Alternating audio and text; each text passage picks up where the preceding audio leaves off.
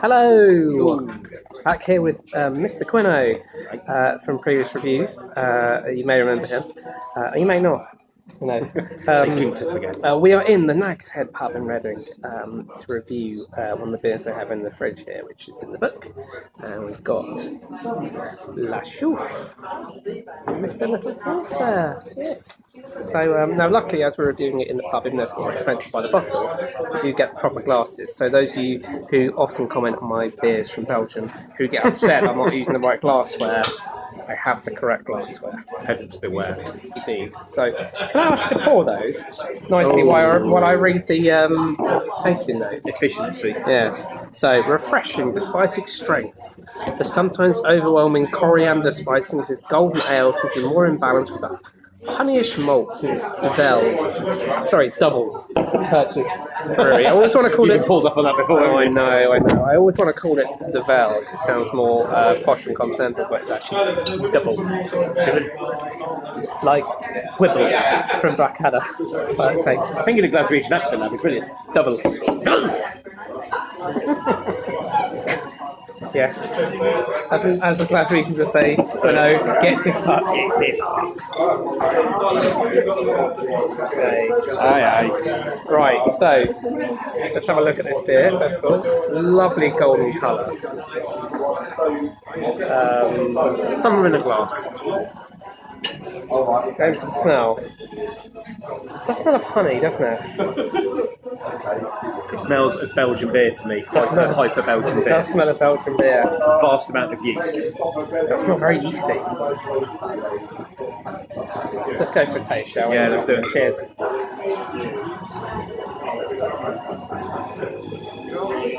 Oh, that is a hyper Belgian beer, isn't it? You know, it makes you know it's there. Absolutely. Yeah, it's really yeasty. Chewy almost. It's quite chewy. It's kind of sweet and chewy. Imagine like having one of those cereal bars that's got honey in it. It's like an alcoholic version in liquid form of that. Yes. A chewy bar. Yeah, it's kind of, you could almost say it's medicinal. It's the kind of thing that back in the 1950s, if you were feeling a bit unwell, you'd have been prescribed a little bit of this to perk yourself up. Well, like these prescribed Guinness to pregnant women. Yeah, that's the one. For the iron. Not quite sure this is medicinal, but it's very, very nice. It's obviously from Belgium. It's called the Chouffe. It used to be a separate brewery called Brasserie de Chouffe, but it's got taken over by Devel in what year they take it over? 2006, perhaps. 8%, but it was first brewed in 1982. Very nice, but it's every bit of it's 8%, isn't it? Yeah, it's pretty good. I mean, I'm not as bowled over by a lot of the Belgian beers as the sort of general beer commentary tend to be. They tend to think that anything that comes out of Belgium pretty much is, oh my god, it's amazing, it's from Belgium, therefore it must be good. And I've had a lot of Belgian beers that I kind of thought, it's okay, but this one is, this one's an enjoyable, it's almost like a warmer. It's no Duchesse, is it? No, Duchesse obviously is one of my favourites. Previously reviewed on this video, and we also reviewed the Rodenbach Grand Cru, which was the baby Duchesse. Baby Duchesse, yeah. This is much more of a sort of traditional Belgian beer style, strong, chewy, malty, yeasty. It's the kind of thing, if you compared it to an ale, it would be the sort of the barley wine in a faint style of it's a warmer. You drink it and it warms you through inside. Let's have a look at the bottle. I don't think you've done your way from the bottle. No, you're right. And I was going to talk about the glass there, actually. You see the little dwarfy character. So, is it a dwarf? Dwarf or elves or? Oh, it's an elf, is it? I thought it was Father Christmas. Oh no, isn't it? No, it's like an elfy dwarf character, and all of the Chouffe beers have got this character on them in various guises. So so there's like a summer one and there's a winter one, and they're basically got Matey Boy here in different poses. But this is like their standard. This is like the bog standard one, which he's just in a standard pose. Is it like a Smurf? And he looks like one of the dwarves from Snow White and the Seven Dwarfs. Oh, he does a little bit, actually, yeah. But I think he's technically an elf. Beery. A what? Beery. Happy, sleepy, grumpy. Beery. Beery, that's his name, yeah. Probably sleepy after a couple of days. Drunky. It's what quite. So I know some of my friends who like these sort of beers. They've also been to Belgium so many times. They've got like various Chouffe paraphernalia. They've actually owned the hat. Oh, has he got a quite collectible thing? Yeah. So Brian and Sue, who we know, Of course. who love their Belgian beer, and Brian looks a bit like this person, in fact. And he wears that when he wears that hat, he does.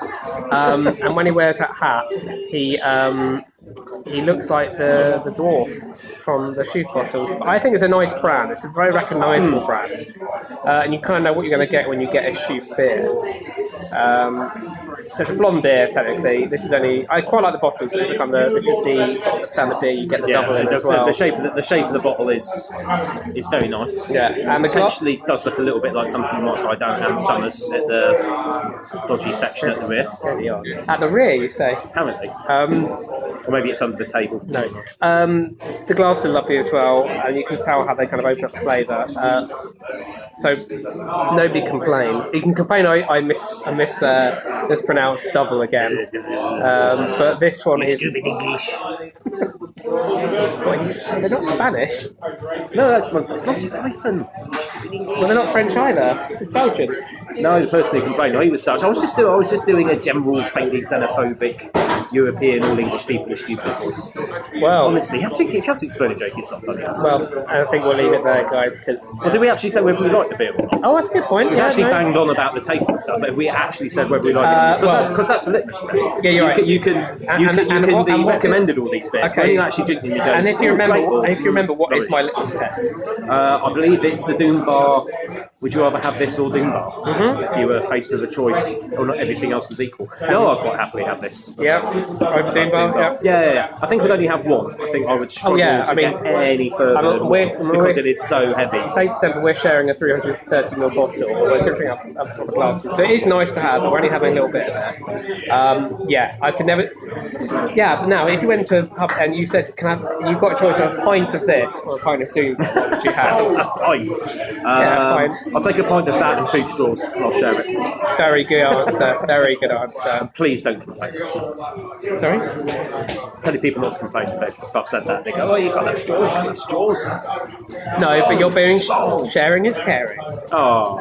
Yes, as we have done this evening. I do think it's very nice. I would have it again if I was in Belgium and there were no other. I'd have this over Duvel. Sorry, Double. Said it again, haven't I? I'll have this over Double. He won't learn. He's not descended from the apes. No. I'd have it over Double, and I would have it over Hoegaarden any day of the week. Nice beers, but this is more interesting, much more interesting. I think Hoegaarden 50-50. I think Hoegaarden's got a bit more drinkability about it, and it's more sessionish. What? Sessionist. Sessionable, I believe is the word. Sessionist. It's like a piss Trappist. Should we leave it there? Let's leave it there because the jokes have gone horribly wrong again. Not gone wrong. Tell me what you think of Le Chouffe. You had it before. If you are from Belgium, feel free to tell me off for something else in the comments. Whatever works. Do like the video, comment, tell me what you think, and don't forget to subscribe to the channel. Say goodbye, Quino. Goodbye, Quino.